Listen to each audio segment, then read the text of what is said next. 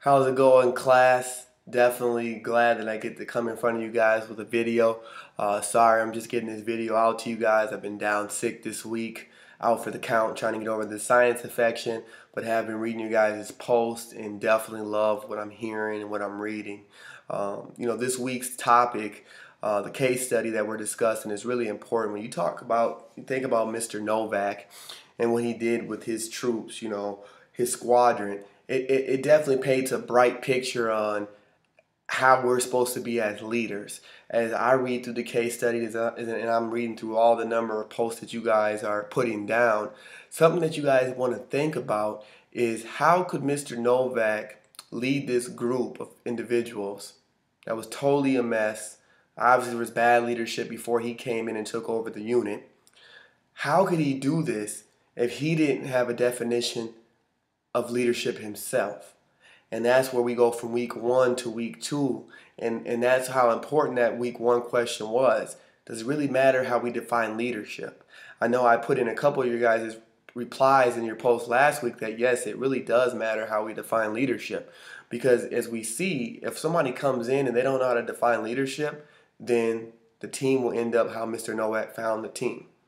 You might have good intentions, but if you don't have the vision and the goal and the definition of what you're trying to do, then your team goes all types of different directions. Because no matter what, we're all individuals. And it takes somebody to come in and have a vision and have a goal and really know what leadership is to them to bring that team together. This story definitely makes me think of sports. I'm a sports guy. And if you think about no matter what sport it is, if you think about the good teams, the really, really good teams, there's always that good coach.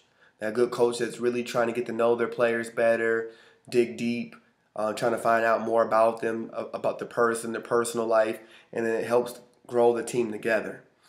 And those are usually your more successful teams. As we see here, some key points that I want to point out for you guys that I find very interesting in the case study was he had a squadron of more than 200 men.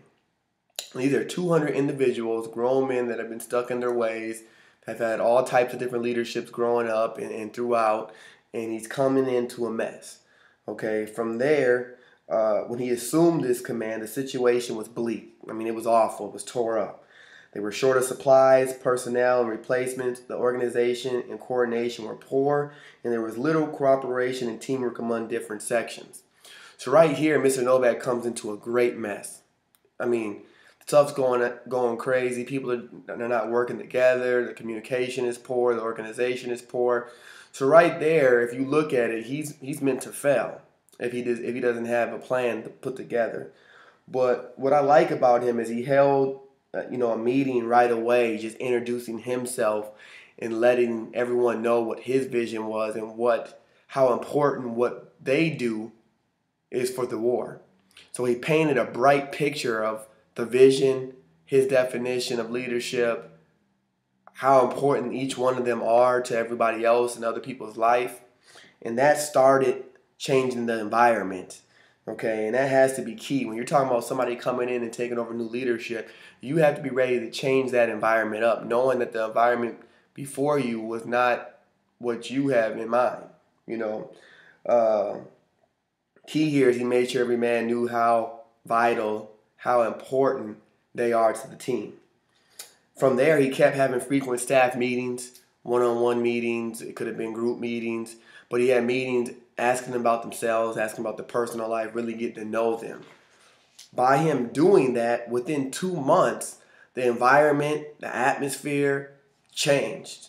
Okay, people really started taking pride about what they were doing. And that's what you'll start seeing in successful organizations is that pride, that they're on a mission. Everybody's on one equal goal. So there's key points here. And, I like what you guys are putting in your discussions. But I think it's definitely really important to realize and tie in week 1 to week 2, knowing that it's very important for you to do what Mr. Novack did, which all of us are capable of doing, that we have to make sure that we define leadership before we get ready to go. And the thing is we are all leaders every single day. We're leaders in our household, we're leaders in our family, we're leaders in school, we're leaders at the job. We don't have to have that name badge that says manager or leader. We don't have to have that. All we need to know is that every time we wake up, we have an opportunity each day to touch someone's life, how we speak to them, how we uplift them. What are we doing to people? Are we planting those seeds to lift them up? So that's what we got to ask ourselves every day. And for us to do that, we have to be really confident in our definition of leadership. So I'll be back again this week with another short video, closing out the week. Keep working hard, everybody. Thanks for the great post. Talk to you guys later.